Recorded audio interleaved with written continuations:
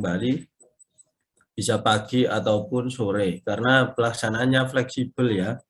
Pelaksanaannya bisa melalui Hebat e-learning. Baik, sebelum kita memulai perkuliahan pada pagi hari ini, marilah kita berdoa menurut agama dan kepercayaan masing-masing. Semoga kita diberikan kelancaran, kemudahan ya, serta ilmu yang manfaat. Berdoa dipersilakan.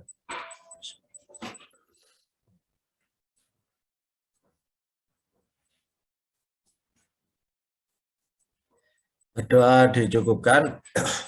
Baik, saya mohon izin share screen terlebih dahulu untuk materi hari ini, materi darah ya.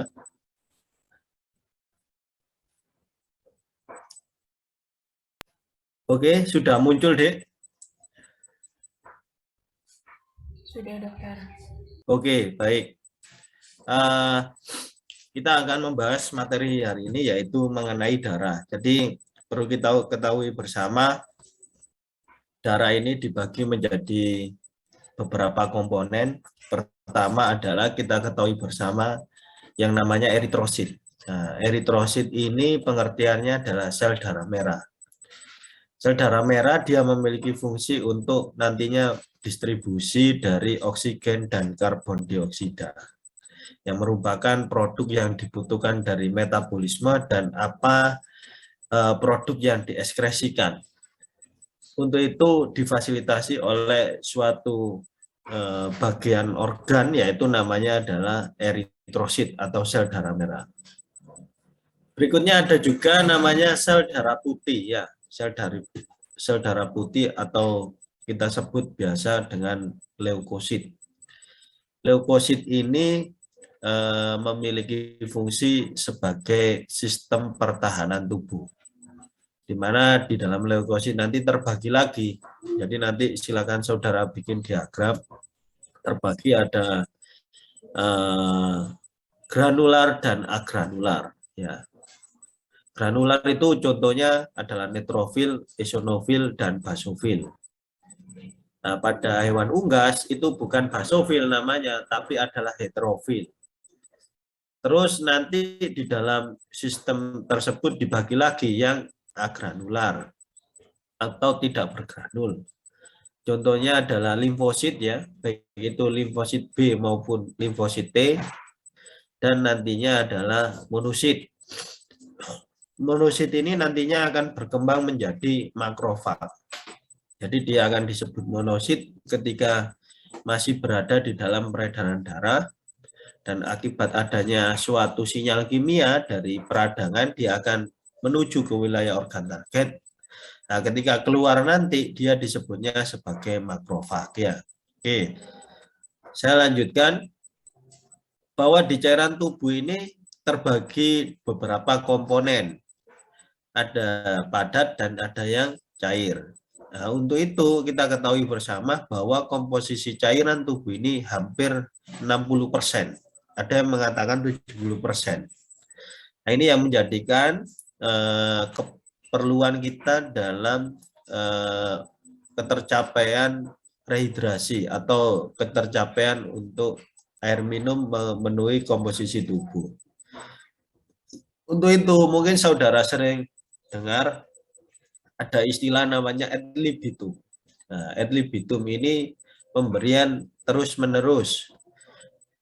Contoh ya, pada hewan percobaan, bagaimana pemberian air minumnya ad libitum? Karena apa? Karena kita ketahui bersama pada saat ini bahwa komposisi cairan tubuh itu 60%-nya berupa cairan atau dalam bentuk H2O, NaCl, dan lain sebagainya. Maka cairan tadi yang 70% itu dibagi menjadi 60-70%, ada beberapa literatur yang mengatakan 70%. Ini dibagi lagi menjadi dua. Satu disebutnya sebagai ekstrasel ya. Ekstra itu berarti di luar dari sel, dan intrasel berarti berada di dalam sel. Nah, intrasel ini komposisinya lebih tinggi 40%. Dibandingkan dengan cairan ekstrasel atau cairan yang berada di luar tubuh. Selanjutnya dibagi lagi cairan ekstrasel ini dengan komposisi intravaskular yaitu 5%. Intra itu berarti di dalam, vaskular itu adalah pembuluh darah.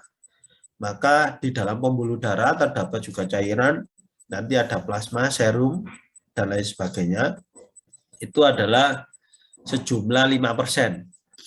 Sedangkan cairan interstisial itu berarti cairan di antar jaringan atau di antar sel.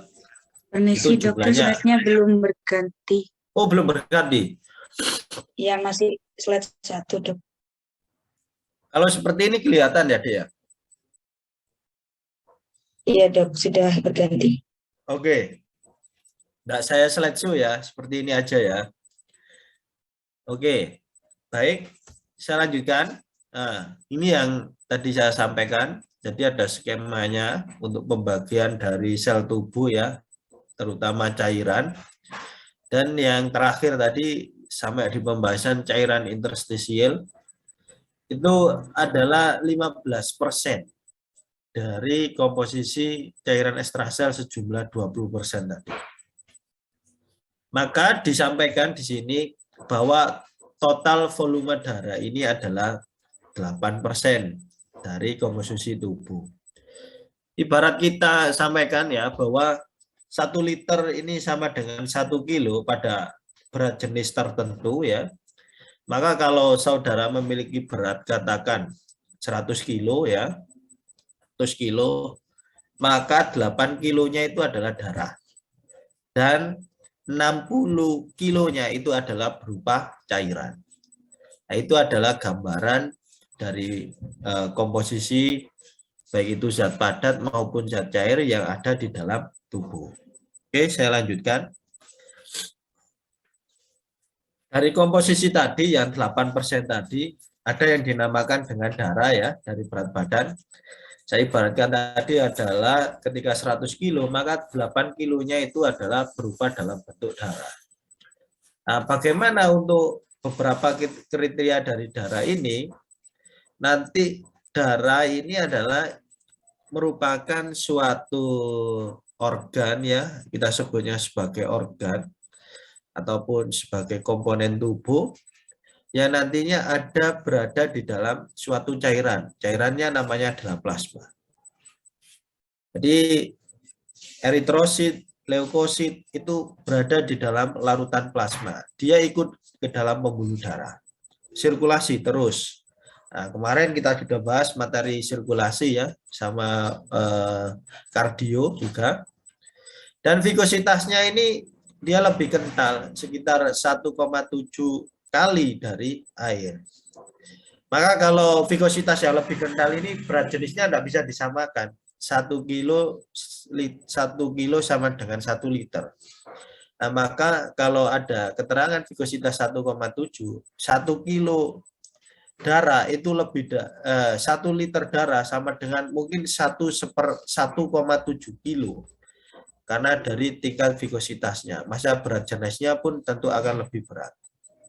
Nah, pH-nya yang perlu diingat, pH-nya berada di rentang pH normal. Ya, 7,38. Rentang itu. Nah, kondisi tertentu bisa menyebabkan penurunan maupun kenaikan dari pH. Nah, ini yang nantinya menimbulkan suatu gejala klinis. Contoh ya perubahan pH menyebabkan pertumbuhan dari bakteri di flora normal ya. Flora normal yang ada di dalam tubuh menjadi meningkat. Muncul gejala diare, perut tak enak dan lain sebagainya. Itu sebagai gambaran singkat ya, terjadi perubahan dari pH darah dari pH normalnya sekitar 7,38. Nah, fungsinya di sini kita tahu bersama, sudah kita sering bahas kemarin bahwa eritrosit memiliki fungsi untuk distribusi O2 dan CO2. Terus distribusi juga makanan ya atau sumber-sumber nutrisi, ATP dan lain sebagainya. Terus mengangkut hasil samping dari metabolisme, contohnya bun, kreatinin dan lain sebagainya. untuk nantinya dibuang melalui mekanismenya apakah dia larut lemak ataukah larut air. Terus hormon. Nah, ini yang kita bahas bahwa di hormon ini mungkin di farmako ya kemarin, bahwa hormon ini dia tidak memiliki saluran sendiri tetapi mengikut pada pembuluh darah. Berikutnya obat-obatan ya. Obat-obatan ini ada istilah namanya bioavailabilitas obat ya. Bahwa ketersediaan obat di dalam plasma. Sering kita bahas bahwa kalau pemberiannya intravena maka bioavailabilitasnya 100% karena langsung masuk ke dalam sirkulasi pembuluh darah dan beredar melalui darah. Nah, ada beberapa obat itu yang dia bioavailabilitasnya rendah karena cara pemberiannya secara peroral ataupun topikal dan lain sebagainya. Jadi cara pemberian mempengaruhi dari bioavailabilitas obat. Nah, ya, itu. Yang kedua adalah pertahanan tubuh. Nah, pertahanan tubuh ini dipegang oleh leukosit perannya. Jadi leukosit ini dia memiliki spesialitas dari masing-masing. Ada humoral immunity, ada cell mediated immunity. Nanti kita akan bahas di belakang. Yang ketiga adalah hemostatis dan koagulasi. Koagulasi itu adalah penggumpalan darah. Jadi kalau saudara kemarin ngambil darah tambahkan dengan antikoagulan atau disebutnya dengan EDTA biasanya yang dipakai. Jadi akan terjadi penggumpalan. Darah tersebut akan terpisah dengan wilayah serumnya. Yang hemostatis ini adalah waktu pembekuan darah. Jadi kalau saudara lihat di beberapa praktikum ya di YouTube mungkin ada namanya ini clotting time. Clotting time itu adalah waktu pembekuan darah. Waktu yang dibutuhkan ketika terjadinya ruptur atau rusaknya pembuluh darah ya. Contoh saudara ujung jari saudara tusuk dengan jarum 23G ya. Setelah itu saudara sediakan kertas saring. Nah, setelah darahnya keluar ditempelkan per 0,5 menit atau setiap 30 detiknya ditempelkan terus sampai berhenti. Nah, terus dihitung dibagi jumlah dari titiknya. Katakan rata-ratanya 120 detik, katakan seperti itu dibagi dengan 2 atau 3, maka ketemu yang disebut dengan clotting time, waktu pembekuan darah. Nah, ini yang dijadikan acuan dalam diagnosa. Ketika ada suatu hewan, ya dia mengalami kekurangan dari faktor pembekuan darah, maka waktu clotting time-nya akan semakin lama, waktu untuk membekukan darahnya semakin lama. Begitu juga pada kondisi dehidrasi. Ketika dehidrasi, clotting time-nya akan semakin sempit atau semakin cepat karena darahnya sangat kental. Oke ya, itu sedikit pembahasan nantinya mengenai hemostatis. Yang keempat adalah keseimbangan asam dan basa yang nantinya diatur oleh namanya bikarbonat ya, sama dengan hidrogen. Ini dek gambarannya bisa dilihat ya pembagiannya bahwa kalau kita mengkoleksi suatu darah secara utuh ya, secara keseluruhan tanpa memisahkan apakah itu plasma, platelet atau red blood cell, itu namanya dengan disebut sebagai whole blood. Kan ingat ya, sebagai whole blood. Jadi kalau ada pertanyaan apa komposisi dari whole blood, ya jawab plasma, platelet dan RBC, dan yang paling sedikit adalah platelet. Platelet ini adalah keping-keping darah. Ya, trombosit. Nah, trombosit ini fungsinya untuk apa? Fungsinya adalah untuk pembekuan darah atau diistilahkan sebagai hemostatis. Ya. Saya lanjutkan. Nah, berikut urutan komposisinya. Tolong diperhatikan bahwa plasma ini adalah komponen paling banyak di dalam whole blood. Kedua apa? Kedua adalah RBC atau red blood cell atau eritrosit. Sekitar 45%. Dan yang paling sedikit ini adalah platelet atau trombosit. Nah, di platelet atau trombosit ini ya, ini bukan hanya platelet saja, ternyata di sana juga ada komponen leukosit. Maka komponen ini, pembagian darah yang 1% ini, di dalamnya ada yang namanya disebut sebagai bavikut. Ya, ingat-ingat, bavikut. Jadi ada istilah whole blood, ada istilah bavikut. Whole blood komposisinya ada plasma, ada eritrosit, ada platelet dan leukosit. Tapi kalau bavikut itu hanya komponennya adalah leukosit dan platelet. Oke, saya lanjutkan. Nah, ini gambaran dari pengamatan mikroskopik elektron ya untuk beberapa komponen darah. Yang pertama adalah eritrosit. Jadi kalau kita menangkap gambar ini, eritrosit dikatakan sebagai bentuk cakram, memang benar ya. Gambarannya adalah bentuknya cakram. Nah, yang kedua adalah ada gambaran platelet. Platelet ini gambarannya tidak beraturan dan ukurannya kecil. Nah, ini ketika terjadi pembuluh darah berinteraksi dengan faktor pembekuan darah, dia akan lengket satu dengan yang lainnya, akan membentuk sumbat atau membentuk pelap. Ada yang primer, ada yang sekunder. Nanti akan dibahas di semester lanjutnya. Berikutnya adalah leukosit. Leukosit ini merupakan sistem pertahanan darah ya, sistem pertahanan tubuh. Ya, pembagiannya saya sebutkan tadi ada granular dan granular. Baik, kita akan bahas dulu mengenai plasma ya. Plasma ini ternyata ada hal ciri khusus di mana tiap spesies ini warnanya berbeda. Jadi kalau ditanya apa yang mempengaruhi warna dari plasma darah, ternyata pertama adalah spesiesnya, jumlahnya ya. Semakin banyak komposisi dari plasma, maka warnanya akan semakin ini kekuningan. Yang berikutnya adalah dari jenis makanan, terutama makanan yang mengandung zat warna karotin ya, warna kuning, contohnya wortel dan lain sebagainya. Terus ada kriteria anjing, kucing, domba, dan kambing umumnya adalah berwarna kuning muda dan transparan. Jumlahnya ketika meningkat dia akan lebih kuning, lebih ke arah ke gelap ya. Contohnya pada hewan kuda dan sapi. Dan karotin, bilirubin ini berpengaruh terhadap warna dari plasma.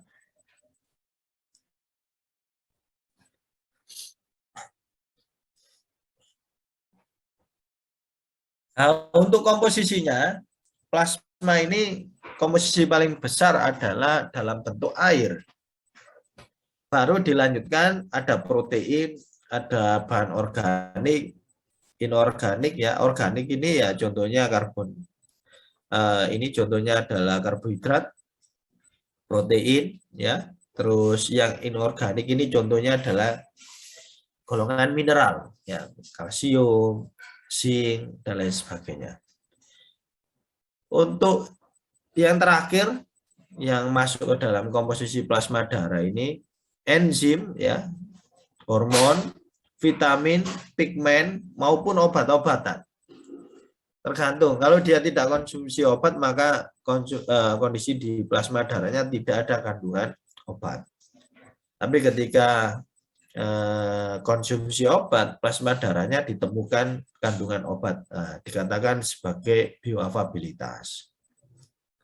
Ya, kalau ditanya komposisi plasma paling besar apa, jawabannya adalah di air dan diikuti dengan 4 bahan ini, protein, bahan organik, inorganik, enzim, hormon, vitamin, dan lain sebagainya. Nah, ini bahan organiknya contohnya ada glukosa sebagai perwakilan dari karbohidrat, fosfolipid ya, untuk pembentukan dari membran sel kan ada ikatan lipid bilayer ya, maka butuh suatu struktur fosfolipid. Berikutnya adalah kolesterol, protein juga. Pada hewan ternak ini disebutnya sebagai NPN ruminansia ya, pada ruminansia, non protein nitrogen. Di sini ada kandungan urea, asam urat, kreatinin, asam amino, glutathione, santin, dan hiposantin. Bahan inorganik yang masuk ke dalam kriterianya contohnya kalsium, mangan, kalium, natrium, ya, klorin, tembaga, besi, ya, terus zinc, magnesium dan lain sebagainya. Nah, ini ada beberapa penelitian yang disampaikan bahwa protein plasma itu 7 gram per DL, ya. DL itu adalah satuan desiliter. Ingat-ingat ya, desiliter. Plasma itu terdiri dari beberapa komponen. Pertama, yaitu albumin. Albumin tujuannya dia menjaga tekanan osmotik koloid, ya. Tekanan osmotik yang ada di wilayah sel. Agar apa? Agar membrannya tidak ruptur, tidak rusak, dan sifat ataupun kemampuan dari semi permeable membran tetap bisa berjalan. Yang kedua adalah globulin. Komposisinya lebih rendah lagi, 40%. Di sini memiliki fungsi sebagai kekebalan tubuh. Karena ada alfa 1, alfa 2, beta, gamma, globulin, dan lain sebagainya. Yang nantinya hubungannya dengan sistem imunitas ataupun nanti hubungannya dengan sistem alergi. Yang ketiga adalah fibrinogen dengan komposisi yang 3%. Dia mengandung faktor-faktor koagulasi. Faktor-faktor koagulasi ini hubungannya dengan hemostatis nantinya. Ada kalergin, terus ada faktor 2, faktor 3, faktor 10, 9, 12, dan lain sebagainya. Jadi kalau ngomong faktor pembekuan ini disebutnya dengan angka, ya. Nanti akan kita bahas di akhir. Dari keseluruhan ini, plasma ini, semua ini disintesis di hati. Ya, ingat-ingat, semuanya disintesis di hati, kecuali gamma globulin, dia di limfosit dan plasma sel. Jadi limfosit itu kan terbagi menjadi 2, limfosit B dan limfosit T. Limfosit B nanti akan berdiferensiasi, ya, mengalami pendewasaan, bahasanya seperti itu. Dia akan berubah menjadi plasma sel. Nah, plasma sel ini yang nantinya akan memproduksi yang dinamakan dengan antibodi. Sedangkan sel T, ya, atau limfosit T ini akan sebagai sel memori nantinya, ataupun nantinya sebagai mediasi dari yang granular. Jadi mengeluarkan sinyal, ditangkap sinyal tersebut oleh sel-sel granular, neutrofil, basofil, eosinofil, dia akan bergerak menuju pusat dari sinyal kimia tersebut. Ya, nanti gerakannya dinamakan dengan gerakan kemotaksis. Ya, ingat-ingat, gerakan kemotaksis. Kemo itu adalah kimia, ya. Taksis itu adalah pergerakan. Jadi kemotaksis adalah gerakan yang disebabkan oleh sinyal kimia. Berikutnya adalah serum, setelah plasma serum. Jadi kalau serum ini saudara ingin mendapatkan serum, jangan ditambahkan EDTA di dalam tabung koleksinya atau tabung sampel darahnya. Jadi kalau di dalam standar pewarnaan dari Venojac atau Vacutainer, kalau EDTA, ada EDTA atau ada antikoagulan dalam bentuk EDTA, itu tutupnya warna ungu. Kalau yang plain berarti tidak ada tambahan antikoagulan yang di-coating di dinding Vacutainer tersebut, itu tutupnya warna merah, dan itu berlaku secara internasional. Jadi kalau saudara nanti mungkin bekerja di Australia, terus mau mengambil sampel darah, dan mau mengkoleksi serum, maka cari yang tutup merah Vacutainernya. Sama, di Indonesia, luar negeri sama. Saya lanjutkan. Nah, ini yang penting bahwa di mana diproduksi dari darah, ya, seperti itu.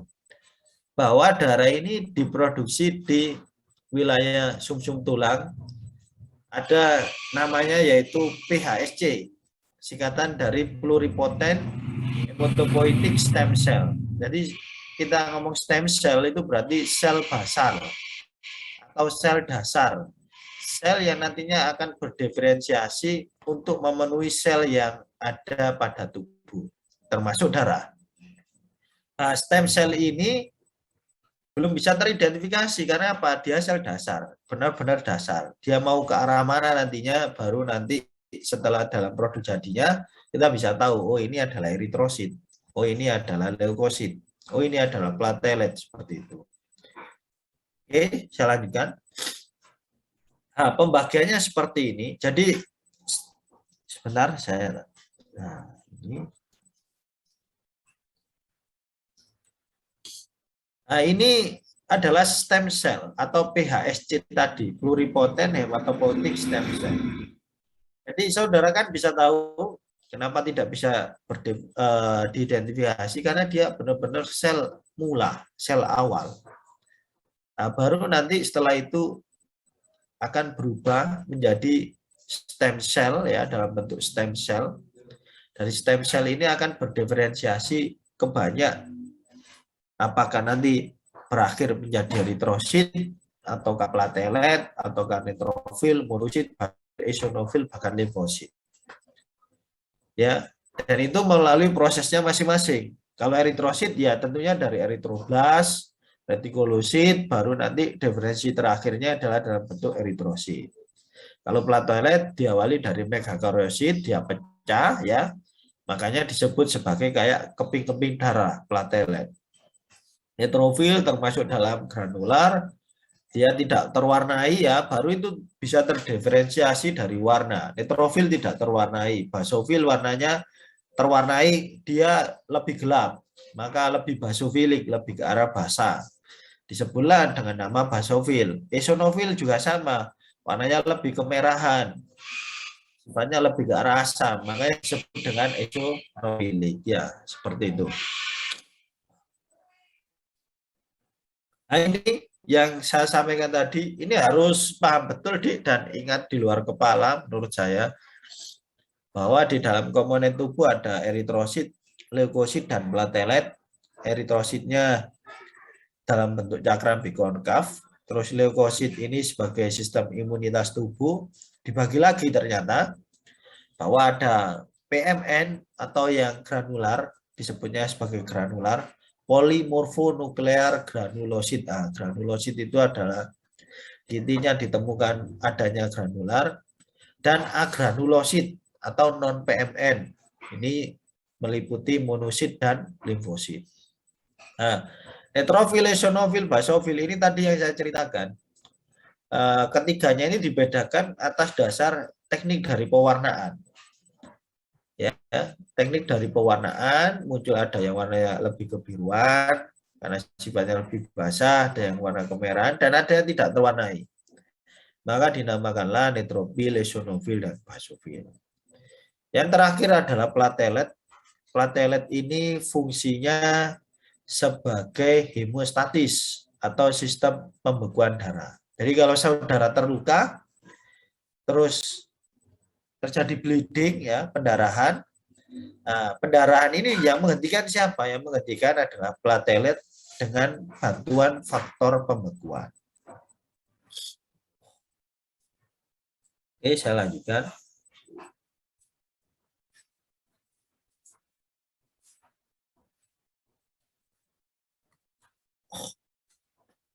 Oke, selanjutnya kita akan membahas di eritrosit ya.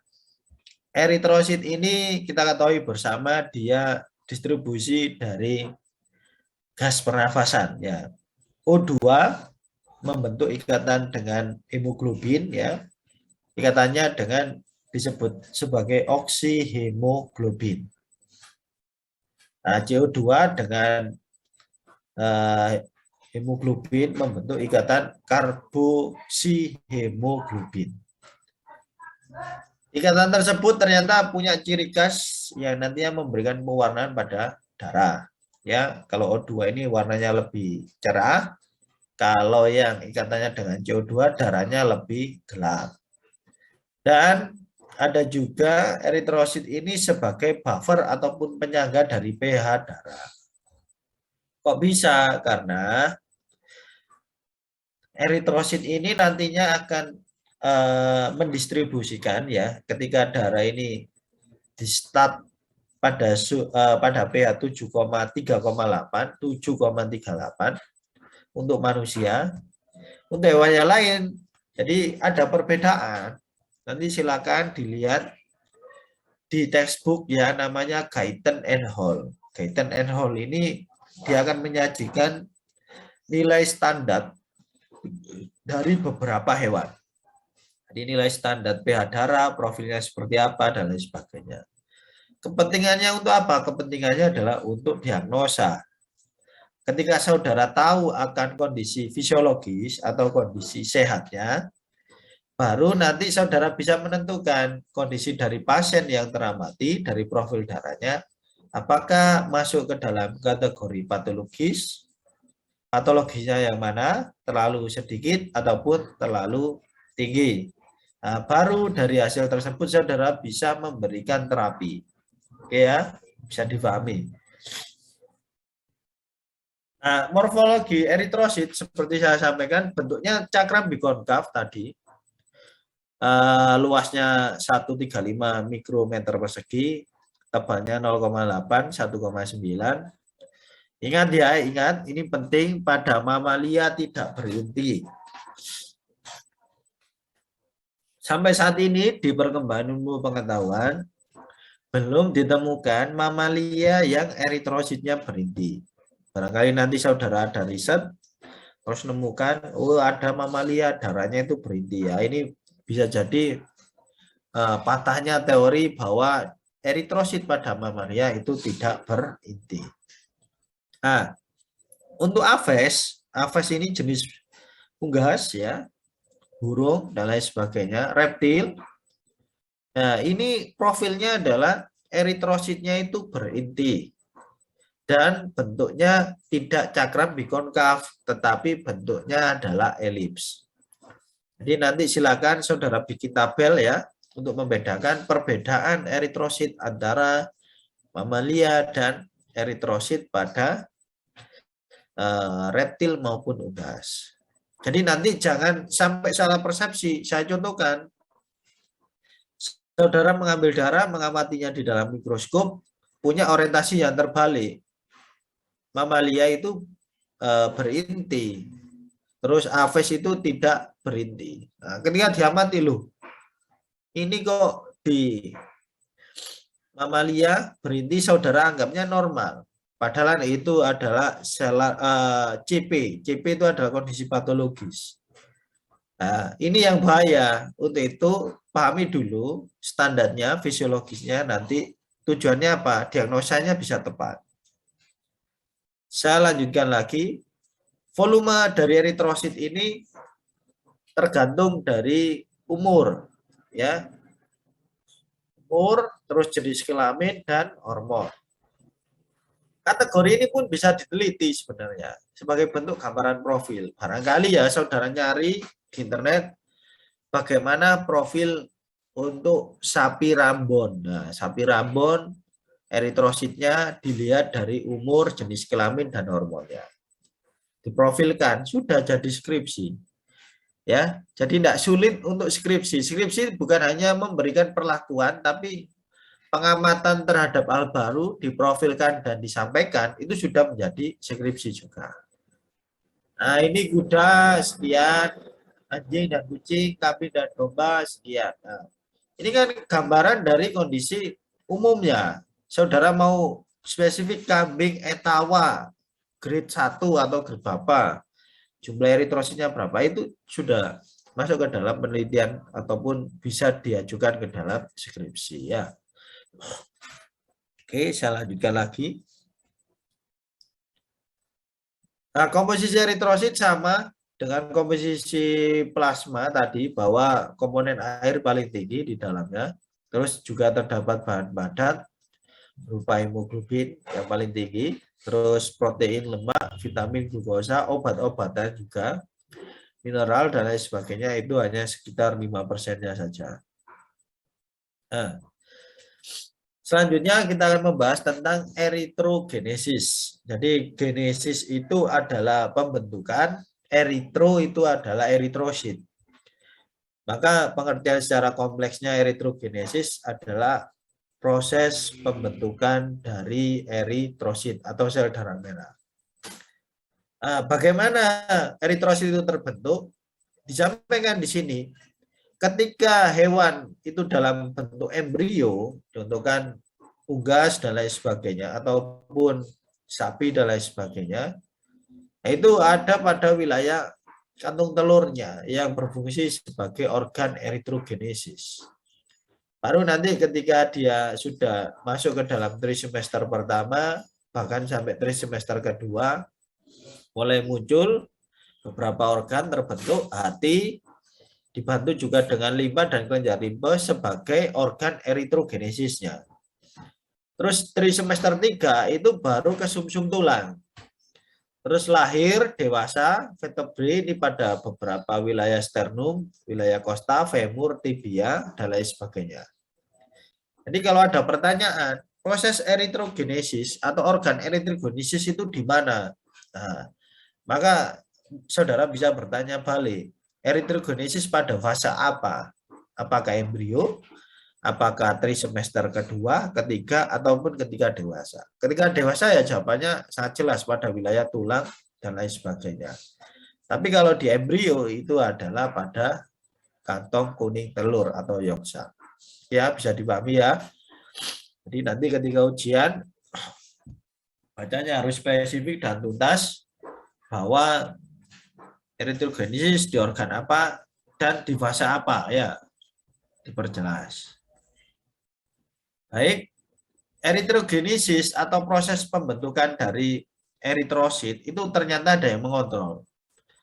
Namanya adalah EPO. EPO ini singkatan dari eritropoietin atau nama lainnya adalah hemopoietin.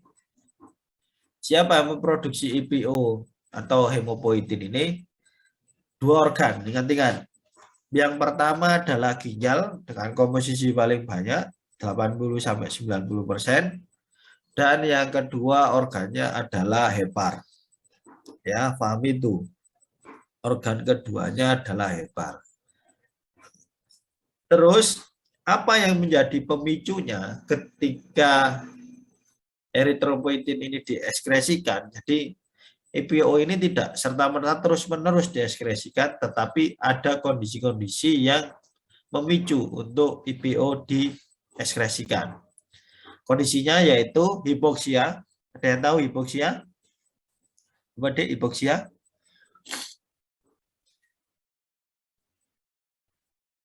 Halo, kedengaran suara saya? Hipoksia. Ada yang tahu hipoksia? Rendahnya kadar oksigen di darah. Kekurangan kadar oksigen di dalam darah ya. Ada hipoksia, ada anoksia. Anoksia berarti tidak ada oksigen sama sekali. Kalau hipo kategorinya adalah kekurangan. Yang kedua itu adalah adrenalin.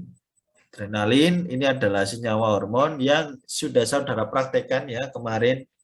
Kalau di otot polos seperti apa, kalau di otot jantung seperti apa, dan lain sebagainya. Ternyata adrenalin ini juga bisa memicu munculnya EPO atau diskresinya EPO. Yang ketiga, ini adalah hormon juga, yaitu namanya adalah prostaglandin. Nah, prostaglandin ini hormon yang nantinya diproduksi pada sistem reproduksi. Oke, saya lanjutkan. Nah, ketika ada suatu proses pembentukan eritrosit, zat apa yang diperlukan? Nah, muncul kan pertanyaan seperti itu. Pertama, mungkin dulu saudara masih sangat ingat butuh zat besi, kan seperti itu. Ternyata bukan hanya zat besi saja, karena hanya zat besi ini nantinya hubungannya untuk mensintesis dari hemoglobin.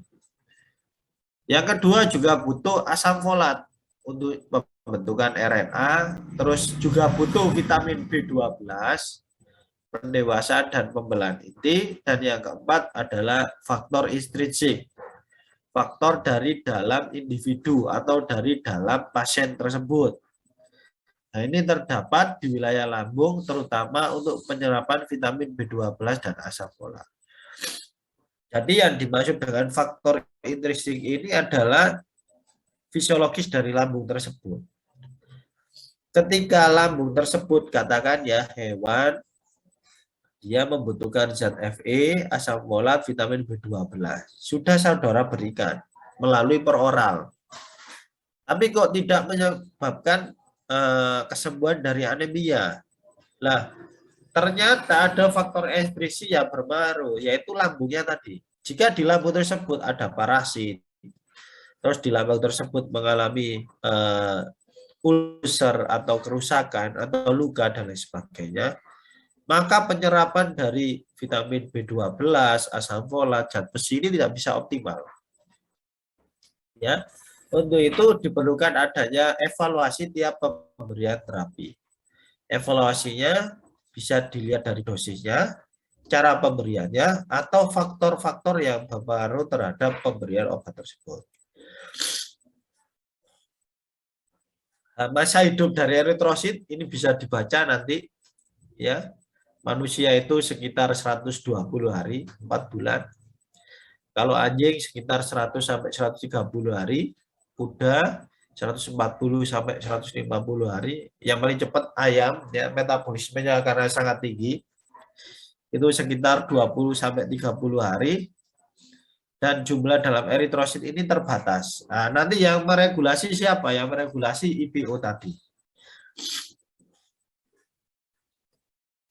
Nah, jadi regulasi eritrosit ini ternyata bukan dari jumlah dari eritrosit, tetapi jumlah dari oksigen. Jadi regulasinya itu adalah regulasi fungsi eritrositnya.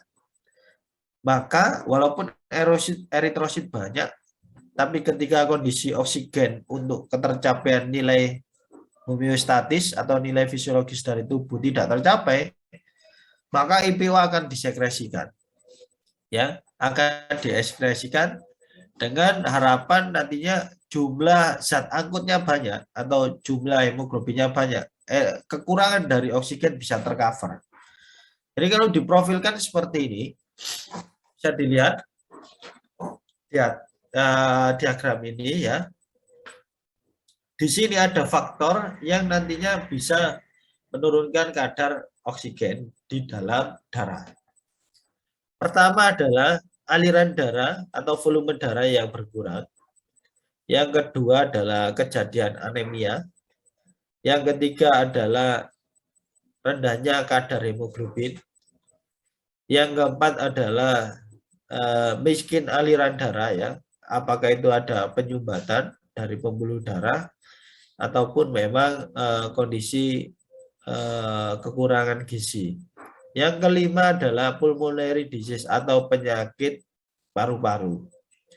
Nah, akibat kekurangan ini tentunya kadar oksigen di dalam darah ataupun dalam jaringan dia akan berkurang. Secara otomatis ini menjadi trigger untuk ekskresinya senyawa yang dinamakan dengan eritropoietin. Ini ada di ginjal tadi dan ada di hati, paling banyak ada di ginjal. Ketika eritropoietin ini dieskresikan, dia akan berpengaruh terhadap hematopoietic stem cell atau HPSC tadi. Pengaruhnya apa? Untuk melaksanakan eritrogenesis atau untuk melaksanakan produksi eritrosit. Dengan cara HPSC yang tadi sel basal, dia mengalami diferensiasi menjadi proerythroblast, selanjutnya menjadi red blood cell. Dengan kategori ketika eritrosit itu diproduksi lebih banyak dibandingkan normal, maka eritrosit harapannya bisa mengcover kekurangan oksigen di dalam jaringan. Walaupun itu sebenarnya penyebabnya ada karena penyakit pulmonari, anemia, dan lain sebagainya. Jadi tubuh tidak melihat ini faktornya, dia hanya melihat bahwa tubuh kekurangan oksigen, responnya adalah eritropoietin. Kejadian ini yang nantinya bisa menyebabkan jumlah secara fisiologis ya, kejadian fisiologisnya, jumlah eritrosit masyarakat atau hewan yang hidup di dataran tinggi, eritrositnya lebih banyak dibandingkan dengan eritrosit masyarakat yang berada di dataran rendah. Disebutnya sebagai polisitemia. Nah, kejadian polisitemia ini adalah kejadian fisiologis, bukan patologis. Karena apa? Wilayah di dataran tinggi ini kadar oksigennya itu sedikit. Nah, karena kadar oksigennya sedikit, otomatis eritropoietin akan memproduksi eritrosit lebih banyak. Maka muncul kejadian tersebut. Jadi kalau saudara punya kenalan, punya kambing ataupun sapi ya, di daerah licin atau di Kawajen, bisa diambil darahnya, dia mati pakai habisali. Amati saja habisali di kampus. Bandingkan dengan sapi ataupun kambing yang hidup di wilayah pantai, dia mati. Nah, tentu akan secara teori dan sudah dibuktikan bahwa ada eritrosit masyarakat ataupun hewan yang hidup di dataran tinggi lebih besar dibandingkan dengan yang hidup di dataran rendah. Oke, saya lanjutkan. Nah, ini sama ya dengan apa yang sudah saya sampaikan di atas. Ada beberapa pengaruh dari oksigen tentunya yang berkurang di jaringan direspon dengan eritropoietin yang ada pada wilayah ginjal maupun pada wilayah hepar.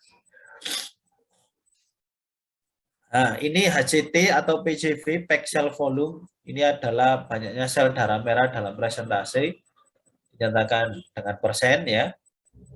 Ini nanti akan saudara laksanakan pemeriksaannya secara sederhana pada semester 5. Terus hemoglobin, seperti yang saya sampaikan, ikat O2 dan CO2, warna merah pada darah, tergantung dari apa yang diikat, dan mengontrol atau sebagai buffer asam basa dari pH darah. Terus ini ikatan hemoglobin ya, ada 4 rantai polipeptida masing-masing mengikat Heme dan 1 atom Fe, dia juga bisa mengikat dengan O2. Gambaran strukturnya seperti ini. Nah, ini ya, ada 4 ikatan nanti, 4 ikatan tadi, dia ada molekul Heme dan 1 Fe, Fe dia akan mengikat dengan oksigen.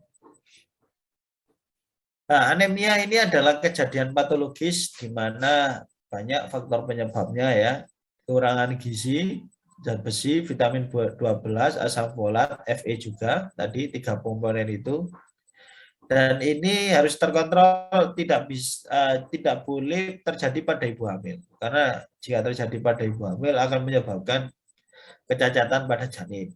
Untuk itu yang hamil, baik hewan maupun manusia, ketercapaian vitamin B12, asam folat, dan Fe ini harus tercukupi secara fisiologisnya. Terus anemia juga bisa disebabkan oleh manifestasi parasit, cacing, kutu, bahkan protozoa.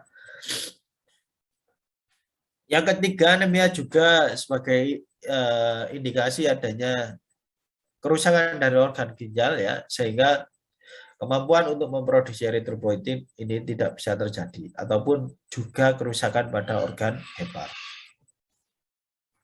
Nah, polisitemia tadi saya katakan dia di gunung fisiologis, patologisnya adalah ketika ada tumor ginjal. Jadi ada tumor di wilayah ginjal, akibatnya apa? Eritropoietin diproduksi terus.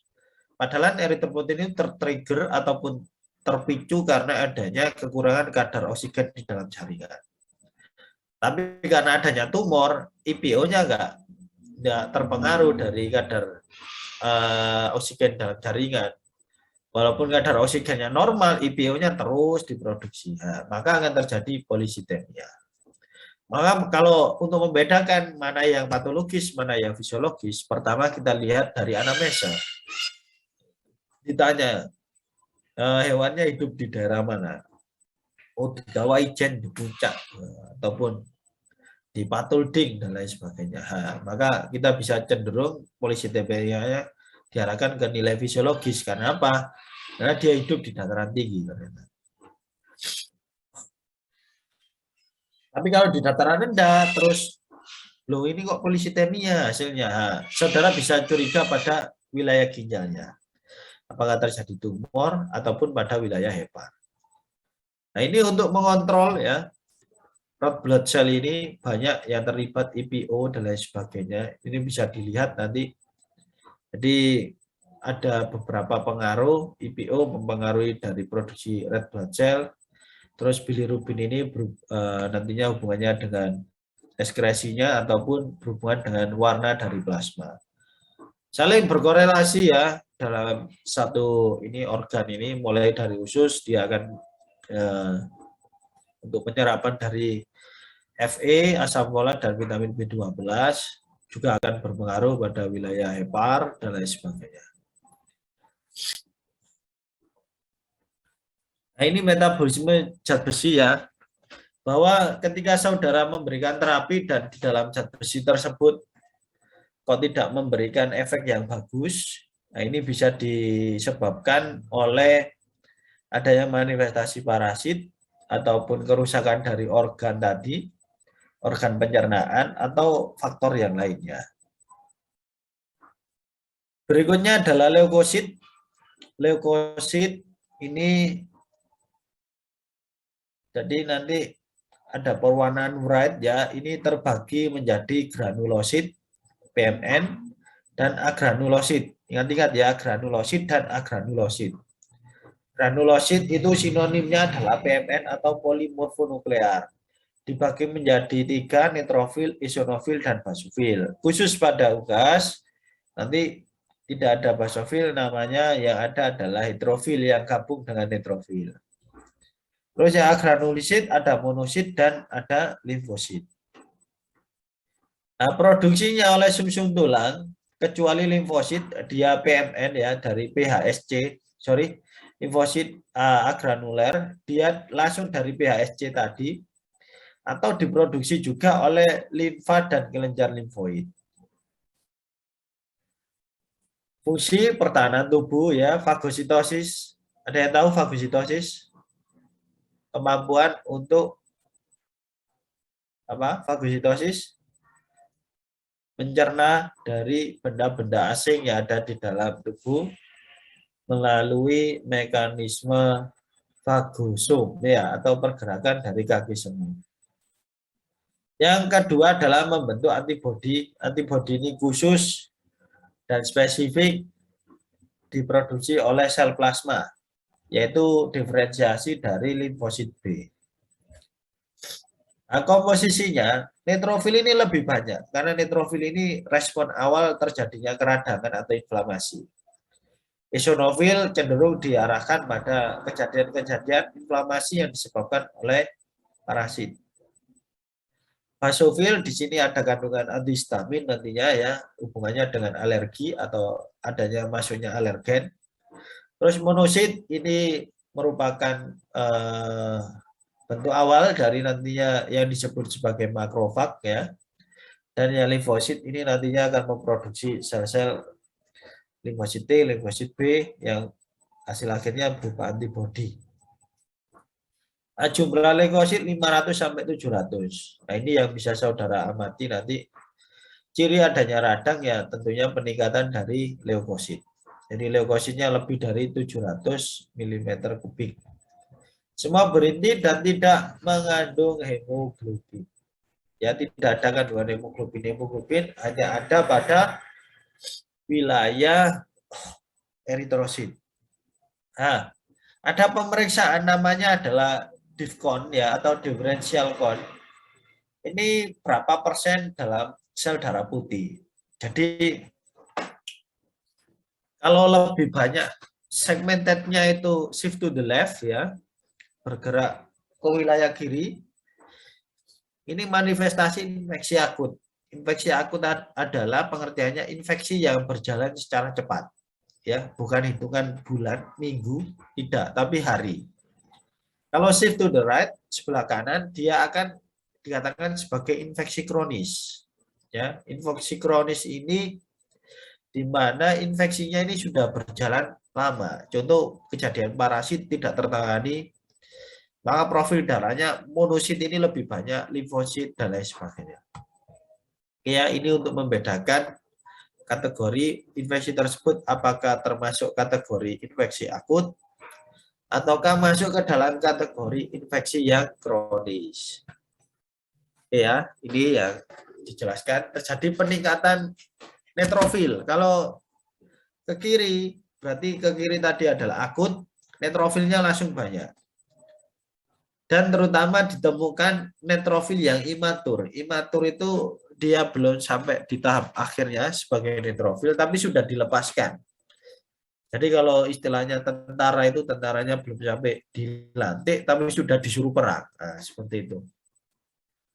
Nah, yang berikutnya adalah sewaktu infeksi peradangan reda terjadi pergeseran ke kanan ke arah kronis ya.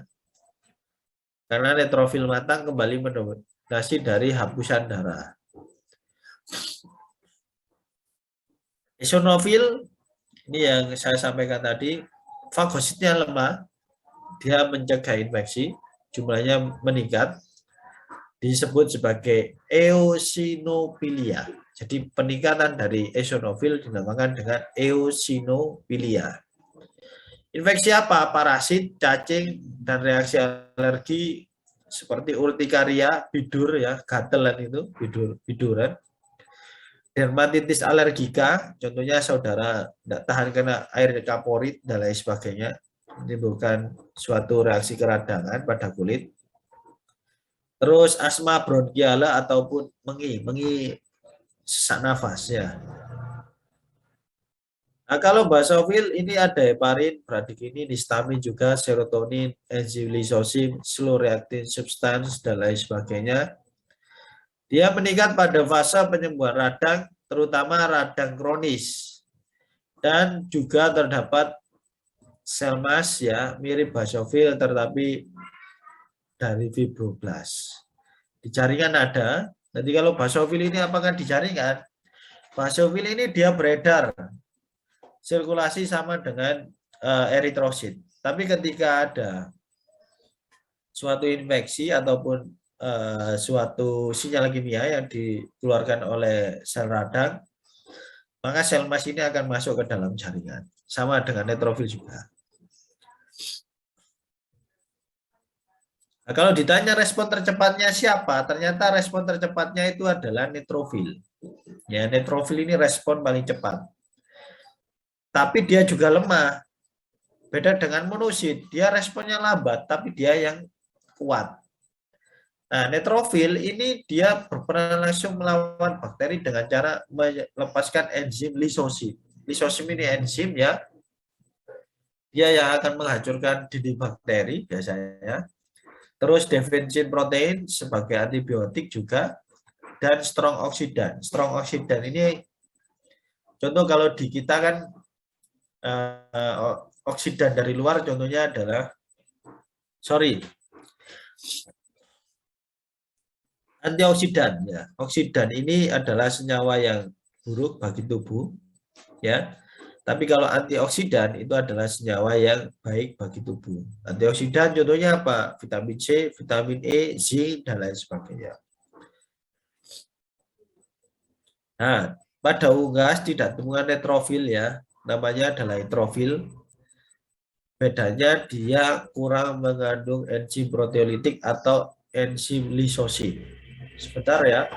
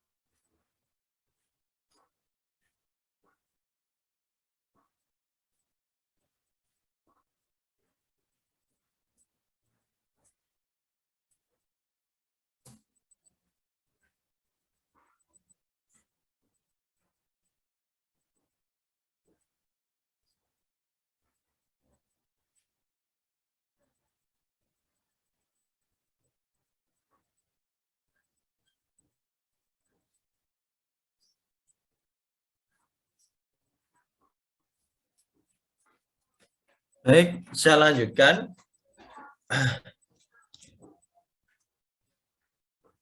Nah, monosit ini dia yang paling lambat. Jadi kalau ditanya kapan dia dikatakan sebagai monosit, kapan dikatakan sebagai makrofag, monosit ini ketika ditemukan di dalam pembuluh darah. Jadi masih masuk ke dalam sirkulasi itu disebut sebagai monosit. Sedangkan makrofag itu ketika dia sudah bermigrasi ke jaringan. Nah, apalagi yang menjadi pembeda antara monosit dan makrofag selain dari letak ternyata adalah dari bentuk. Jadi monosit ini ketika di dalam sirkulasi ukurannya masih kecil ya. Kalau yang makrofag itu ukurannya sudah 5 kali ukuran dari monosit. Apa yang menjadi pergerakan dari monosit? Ternyata di beberapa penelitian itu disampaikan adanya sinyal-sinyal kimia. Contoh ya, sinyal kimianya ada interleukin 1, interleukin 6, TNF-alfa dan lain sebagainya, ataupun nanti interleukin yang lain yang sinyal tersebut sebagai signaling untuk pergerakan atau migrasi dari sel-sel leukosit, baik itu agranular maupun granular. Dan itu ternyata spesifik. Ya, nanti saya akan cerita. Nah, limfosit B, limfosit T, ini yang tadi. Limfosit B ini di bursa Fabricius ataupun sum tulang, dan limfosit T ini ada di timus, dan ada namanya sel NK atau natural killer. Nah, ini mungkin di histologi sudah banyak dibahas. Limfosit B kategori kemampuannya adalah humoral immunity. Jadi sel-sel tersebut beredar dalam darah melalui pembuluh darah, ya. Dia membunuh bakteri dan toksinnya. Jadi bakteri itu bakterinya dibunuh, toksinnya juga dinetralisir. Sama kayak jamur. Jamur mampu memproduksi namanya toksin, aflatoksin dan lain sebagainya. Nah, untuk menetralisir ini fungsi dari limfosit B. Dan nanti dia akan berdiferensiasi menjadi sel plasma untuk bisa memproduksi senyawa antibodi.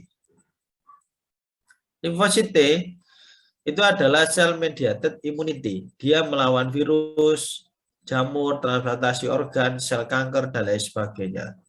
Jadi kalau ada transplantasi organ ataupun nanti contoh yang paling simpel adalah transfusi darah, ada yang melawan dari sistem tubuh, nah ini adalah limfosit T yang berfungsi dalam cocok atau enggak masuknya darah dari luar ataupun mengenai organ yang ditransplantasikan ke dalam tubuh pasien.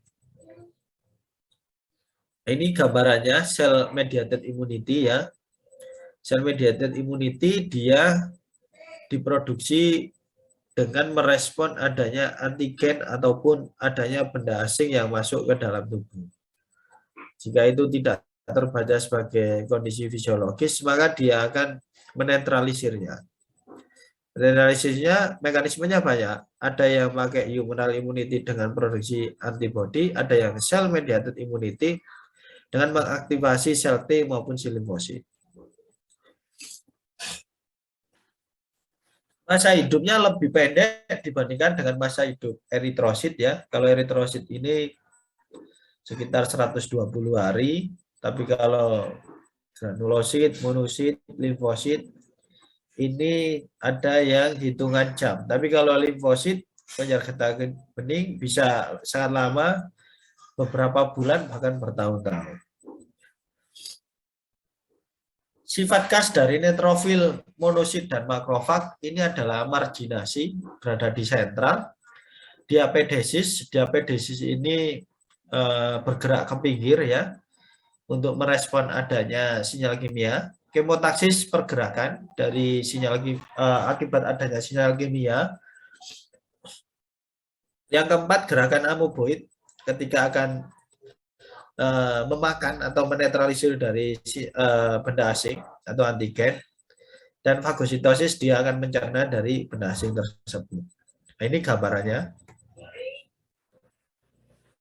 Jadi di dalam tubuh ini ternyata ada komunikasi yang sangat spesifik. Contoh kemarin kayak di saraf ya, ternyata di sistem pertahanan tubuh di darah pun juga. Saya sempat riset untuk ini, kemotaksis ini, ternyata memang betul ya, terutama untuk interleukin 1, interleukin 6, sama TNF-alpha itu merangsang untuk munculnya pergerakan dari makrofag. Jadi kalau sel radang itu contoh ya, semisal saudara punya sel radang, terus untuk pengobatan yang lebih efisien dan lain sebagainya, obatnya bukan mengandalkan dari luar, tapi bisa mengandalkan dari dalam tubuh. Dalam artian, ketika suatu keradangan itu diketahui lebih cepat dan direspon lebih cepat oleh sistem tubuh, dengan kita memberikan pengaruh sinyal kimia di wilayah tersebut ya, maka otomatis sel radang akan menuju ke wilayah tersebut untuk menyelesaikan masalah yang ada pada organ tertentu. Ini yang sudah saya teliti ya sampai saat ini mengenai interleukin. Ternyata memang benar, ketika interleukin itu dirangsang dari suatu senyawa kimia alami ya, maka dia akan sel radang akan menuju ke sana lebih banyak. Dan ketika hubungan antara interleukin ini kayak hubungan dengan hormon, log NK, jadi ada ya kesesuaian tertentu. Ketika interleukinnya ini sesuai dengan neutrofil, maka neutrofilnya akan bergerak. Kalau sesuainya dengan katakan makrofag atau monosit, maka monositnya akan bergerak. Jadi mirip dengan hormon. Saya lanjutkan lagi, beda neutrofil dan monosit. Ternyata neutrofil tadi dia langsung cepat dan jumlahnya banyak, mampu fagositosis sama-sama keduanya. Tapi kalau monosit ini dia memiliki kemampuan untuk fagosit atau fagositosis lebih besar dibandingkan dengan neutrofil. Makrofag ini ukurannya 5-4 kali dari monosit, mampu bertahan kurang lebih 3 bulan di jaringan ya. Banyak ditemukan di pintu masuk tubuh, contohnya di wilayah mulut, kulit, alveoli. Alveoli bagian terkecil dari respirasi ya, otak maupun di hepa. Nah, proses fagositosisnya neutrofil, makrofag, ini ada lekat reseptor partikel. Nah, lekat reseptor partikel ini adalah interleukin tadi. Baru terjadilah kemotaksis, gerak secara pseudopodia, muncul pseudo ini adalah kaki, pseudo itu adalah semu, podia ini adalah kaki. Maka muncul pseudopodia atau kaki semu ya. Dia akan menyatu dengan antigen yang ada. Dia akan membentuk fagosum kantong ya. Fagosum ini adalah kantong. Untuk nantinya di dalam kantong tersebut dikeluarkan beberapa enzim untuk mencerna antigen yang sudah masuk ke dalam fagosum, yaitu enzimnya ada lisosom. Lisosom ini enzim yang bisa mencerna protein, bisa mencerna lemak, bisa mencerna lisosim atau inti sel ya, sama enzim myeloperoksidase. Jadi ada, kalau ditanya apa komposisi dari lisosom, jawabannya adalah ada enzim proteolitik, ada lipase, ada lisosim, ada myeloperoksidase. Terus juga dia akan menghasilkan hidrogen peroksida ya, H2O2 untuk nantinya menetralisir dari antigen yang masuk. Ini gambarannya.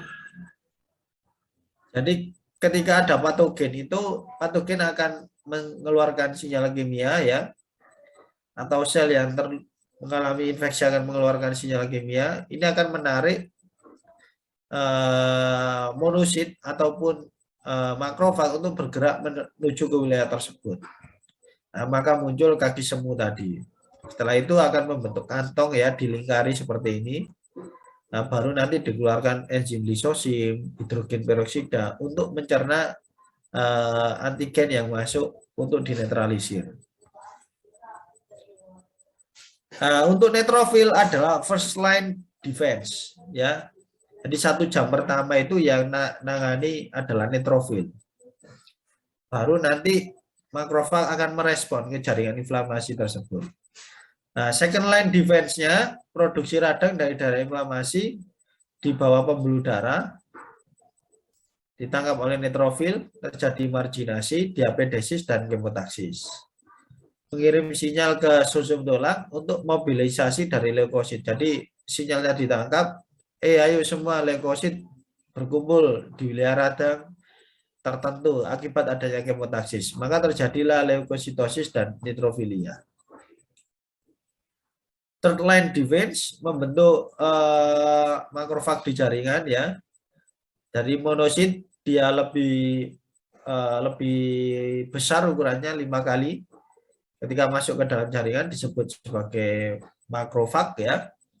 Dan selanjutnya fourth line defense memicu stem cell di bone marrow atau di sumsum tulang, meningkatkan pembentukan leukosit baru, baik itu granulosit, monosit, dan limfosit. Maka ketika ada keradangan, muncullah profil peningkatan dari jumlah leukosit akibat ini first line defense tadi. Ada picu dari stem cell untuk memproduksi leukosit lebih banyak. Yang bahaya itu adalah terjadi radang, tetapi jumlah leukositnya turun. Nah, ini yang bahaya. Oke, saya lanjutkan lagi. Berikutnya limpa. Ini adalah tempat produksinya eritrosit ya, eritropoiesis pada kondisi trimester kedua. Dibantu dengan hati tadi. Dia fungsinya juga untuk membersihkan sisa-sisa sel termasuk eritrosit yang lisis, juga mencerna dari mikroorganisme. Nah, ini trombosit, keping darah.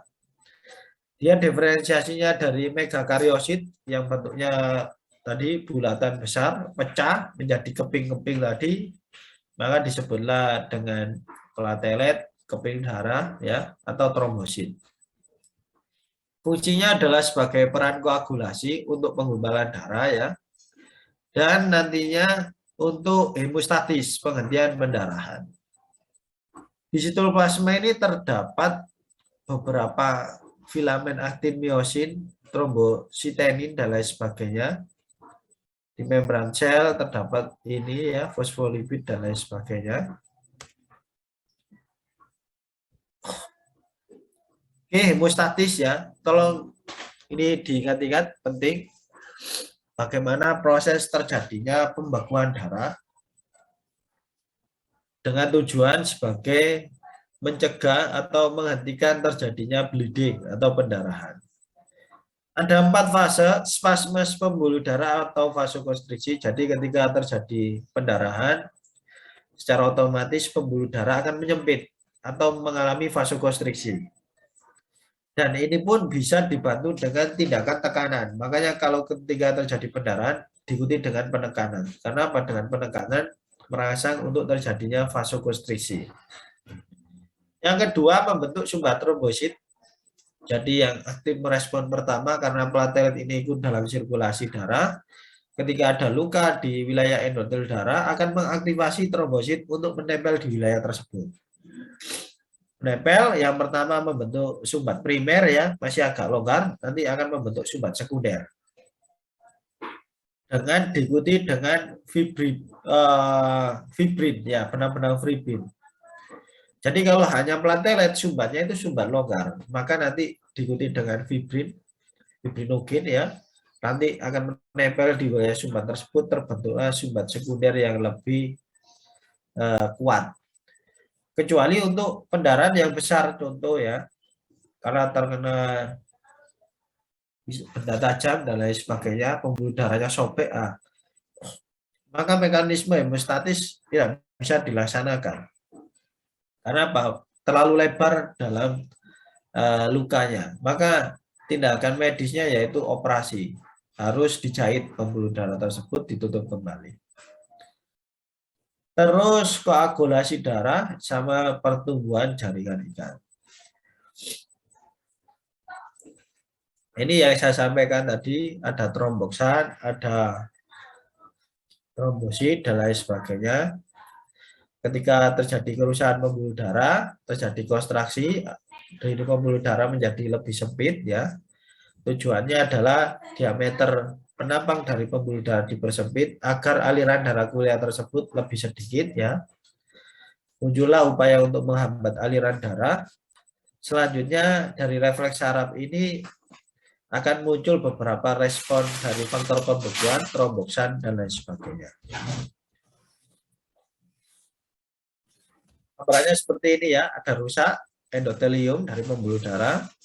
Ketika ada dalam sirkulasi tersebut platelet yang merespon adanya faktor kerusakan tadi, dia akan membentuk bentukan yang lebih menempel, lengket, dan tidak beraturan. Nah, terbentuklah platelet plak ya, dengan nanti serat kolagen dan endotel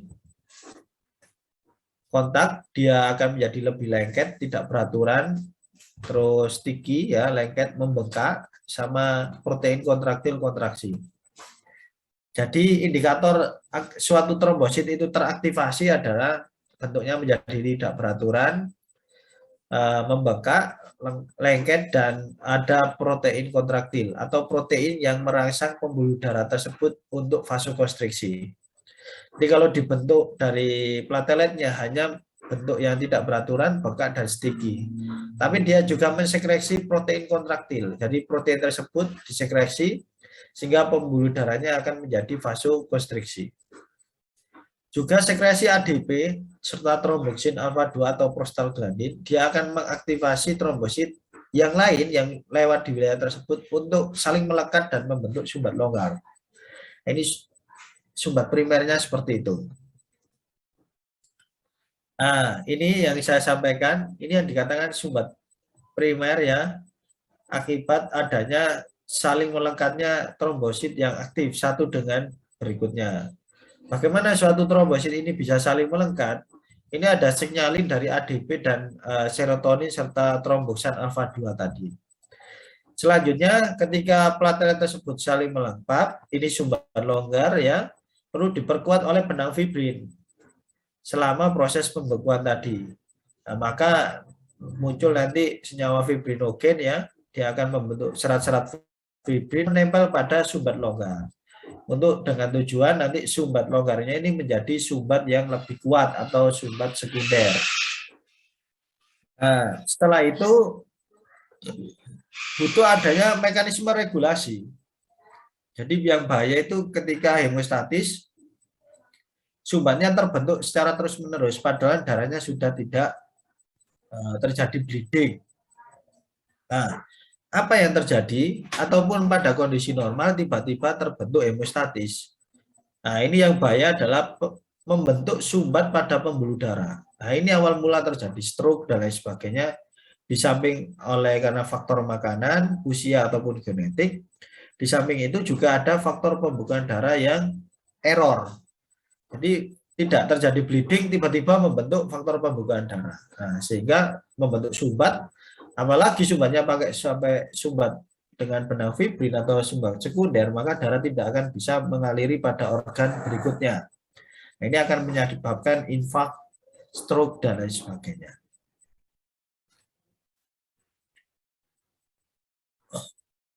Nah, ini mekanisme koagulasi darah ya.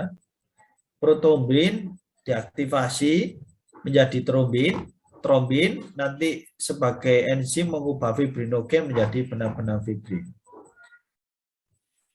Nah, gambarnya seperti ini, dan baik itu nanti namanya cascade ya, namanya adalah cascade proses. Jadi ada faktor internal, ada faktor eksternal, ada faktor kolaboratif dalam hemostatis tersebut. Intinya antara faktor internal, faktor eksternal, dan faktor kolaboratif, hubungan antara keduanya itu sama-sama membutuhkan ion kalsium. Jadi ketika pembekuan darah itu dibutuhkan ion kalsium, karena ion kalsium termasuk ke dalam faktor koagulasi atau faktor hemostatis. Nah, ini yang nantinya juga banyak faktornya ya. Contoh perubahan trombin ke protrombin juga butuh kalsium. Perubahan nanti dari fibrin monomer menjadi benang fibrin juga membutuhkan kalsium.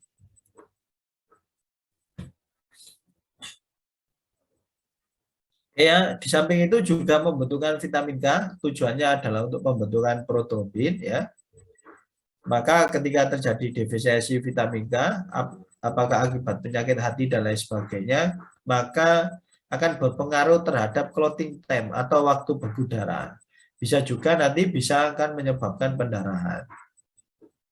Nah, ini gambarannya ya. Ini yang saya sampaikan tadi, bisa dilihat di depan ini, bahwa ada beberapa faktor pembekuan yang disajikan dalam angka tadi, faktor 12, faktor 11, faktor 9, faktor 10, dan faktor ke-7. Nah, di sini ada faktor intrinsik, ya ini di sebelah kiri ini adalah faktor intrinsik, ada faktor ekstrinsik, dan ketika sampai di sini adalah faktor kolaboratif antara intrinsik dan ekstrinsik. Nah, dari masing-masing faktor ini akan saling mengaktifkan secara berurutan. Ya, nanti dalam produk akhirnya adalah terbentuk sumbat yang kuat atau sumbat sekunder tadi yang ada fibrinogen, ya ada protombin, platelet yang sudah teraktivasi dan lain sebagainya, sehingga pendarahan atau bleeding bisa dihentikan. Nah, ini sama dengan yang saya sampaikan tadi. Pencegahan koagulasi, jika darah itu sudah dikoleksi di dalam tabung reaksi maka bisa diaduk.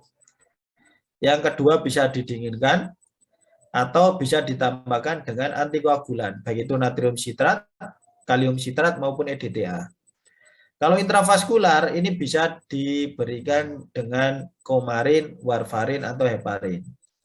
Dan beberapa senyawa ini, warfarin contohnya, ini biasa digunakan pada racun tikus. Jadi tikus yang mengkonsumsi warfarin, dia akan menyebabkan pendarahan dalam. Dan ini sering juga keracunan pada kucing ya, karena mengkonsumsi tikus yang terintoksifikasi dari warfarin ataupun anjing. Nah, tes pembekuan darah, bleeding time dan clotting time. Bleeding time ini bisa dengan cara ini,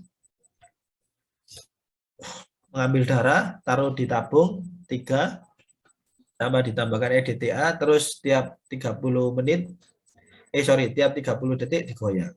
Nah, dicatat dari ketiga itu di rata-rata ini bisa bleeding time.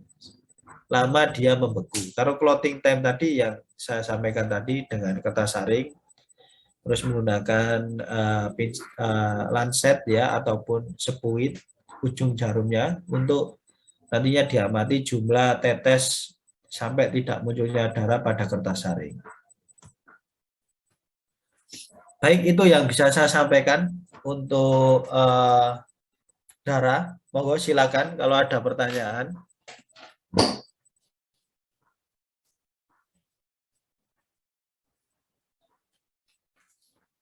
Ada pertanyaan, Dik?